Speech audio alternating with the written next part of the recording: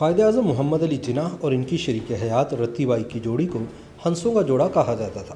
اگرچہ جناح اپنی سیاسی جدوجہد کے دوران اپنی محبوب بیوی کو اس قدر توجہ نہ دے سکے، لیکن ان کی موت پر جناح سب کے سامنے کھل کر روئے۔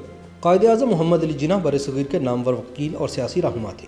محمد علی جناح سن 1913 سے 14 اگست سن 1947 تک آل انڈیا مسلم لیگ کے سربراہ اور قیام پاکستان کے بعد اپنی وفات تک ملک کے پہلے گورنر جنرل رہے۔ سرکاری طور پر پاکستان میں انہیں قائد اعظم یعنی سب سے عظیم راہبر اور بابا قوم یعنی قوم کا باپ بھی کہا جاتا ہے۔ محمد علی جناح کی شاندار سیاسی اننگز اور قیام پاکستان کے عظیم واقعے نے انہیں دنیا کے بڑے سیاسی رہنماؤں کی صف میں لا کھڑا کیا۔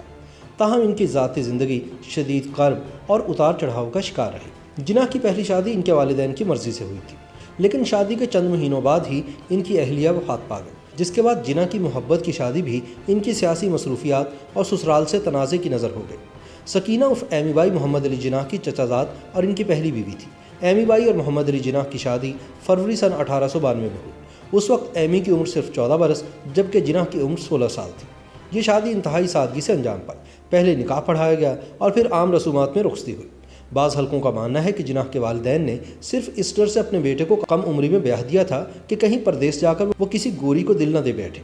بہرحال شادی کے چند مہینوں بعد نومبر سن 1982 میں جناح اعلیٰ تعلیم کی غرض سے برطانیہ منتقل ہو گئے۔ جن دنوں جناح قانون کی تعلیم کے لیے برطانیہ میں مقیم تھے، کراچی میں کرونا ٹائپ کی ایک متعدی وبا پھیل گئی، جس کی زد میں آ کر جناح کی نوعمر دلہن ایمی بائی اور والدہ شیریں عرف مٹھی بائی انتقال کر گئی۔ ایمی بائی سے جناح کی کوئی اولاد نہ تھی۔ یہ شاید ایمی بائی کی موت کا صدمہ ہی تھا کہ محمد علی جناح 25 برس تک دوبارہ شادی کرنے پر مائل نہ ہوئے۔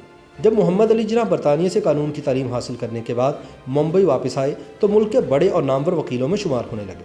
ان کے کلائنٹس میں صاحب ثروت، سیاسی زعما اور ملک کے بڑے کاروباری لوگ بھی شامل تھے۔ سن 1916 میں ہندوستان کی معروف پارسی شخصیت سر ڈنشا پٹیٹ، جو کہ جناح کے کلائنٹ اور قریبی دوست بھی تھے، انہیں دارجلنگ میں اپنے ہاں گرمیوں کی چھٹیاں گزارنے کے لیے مدعو کیا۔ ڈنشا پٹیٹ ڈنشا مانگچی پٹیٹ کے بیٹے تھے، جنہوں نے برصغیر میں پہلی کاٹن ملز کی بنیاد رکھی تھی۔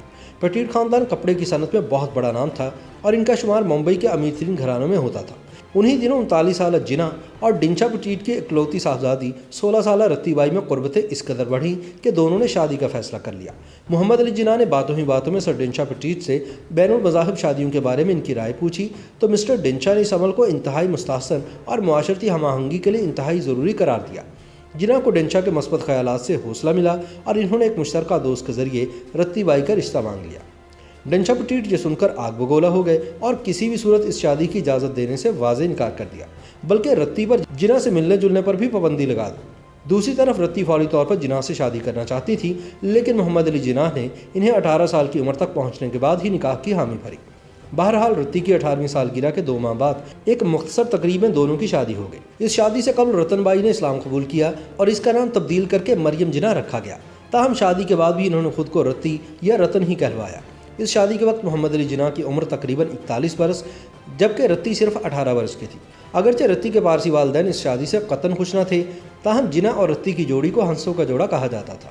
رتی اپنے شوہر کو مسٹر جے کہہ کر پکارتی تھی۔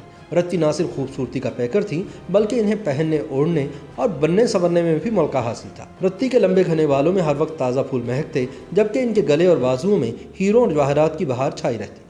محمد علی جناح بھی شادی کے بعد خوش باش بنے سمرے رہتے اور ان کا لباس خصوصی طور پر لندن سے تیار ہو کر آتا۔ اس دور میں رتی کے والدین کی جانب سے اس جوڑے کے سماجی بائیکاٹ کی وجہ سے تلخیاں پیدا ہو گئیں جو وقت کے ساتھ ساتھ بڑھتی چلی گئی۔ شادی کے اگلے ہی سال ان کی بیٹی دینا جناح پیدا ہوئی، لیکن سن 1922 کے بعد محمد علی جناح اپنی سیاسی سرگرمیوں میں اس قدر کھو گئے کہ رتی کو تنہائی کا احساس ہونے لگا۔ اس دور میں جناح کو لکھے جانے والے خطوط میں رتی نے اپنے جذبات اور تنہائی کے کرب کو واضح انداز میں بیان کیا ہے۔ تنہائی کی آگ میں ہر پل جلتی ہوئی رتی کو کینسر جیسے موذی مرض نے بھی آن گھیرا۔ وہ علاج کے لیے بھی تنہا فرانس گئیں اور بالآخر 20 فروری سن 1929 کو اپنی 29ویں سالگرہ کے دن انتقال کر گئے۔ تاریخ کے اوراق گواہ ہیں کہ اپنی محبوب بیوی کی موت پر جناح سب کے سامنے کھل کر روئے۔ دوسری بار جناح کو اس وقت انتہائی غمگین اور نمناک آنکھوں کے ساتھ دیکھا گیا جب قیام پاکستان کے بعد وہ آخری مرتبہ رتی کی قبر پر گئے۔ کہا جاتا ہے کہ جناح کی ساس نے اپنی بیٹی اور جناح کی شادی کو کبھی دل سے تسلیم نہ کیا تھا، اسی لیے انہوں نے اپنی نواسی کی شادی ان کی اجازت کے بغیر ایک پارسی نیول واڈیا سے کروا لی، جس کے بعد جناح نے اپنی بیٹی کو آگ کر دیا۔ تاہم بعض حلقوں کا اصرار ہے کہ باپ بیٹی میں خط و کتابت چلتی رہی۔ بہرحال دینا واڈیا کو پہلی بار محمد علی جناح کی وفات پر حکومت پاکستان کی جانب سے خصوصی طیارے کے ذریعے کراچی لایا گیا۔ وہ اپنے عظیم والد کی میت پر پھوٹ پھوٹ کر روتی رہیں۔ YouTube पर गूगली न्यूज देखने के लिए youtube.com की सर्च बार में गूगली न्यूज टीवी टाइप करें। गूगली न्यूज के पेज पर सुर्ख रंग के सब्सक्रिप्शन वाले बटन पर क्लिक करना ना भूलिए। YouTube पेज पर अपलोड होने वाली वीडियोस से बाखबर रहने के लिए बेल आइकन पर क्लिक कीजिए। आपको हर नई वीडियो के बारे में नोटिफिकेशन मौसूल हो जाएगा।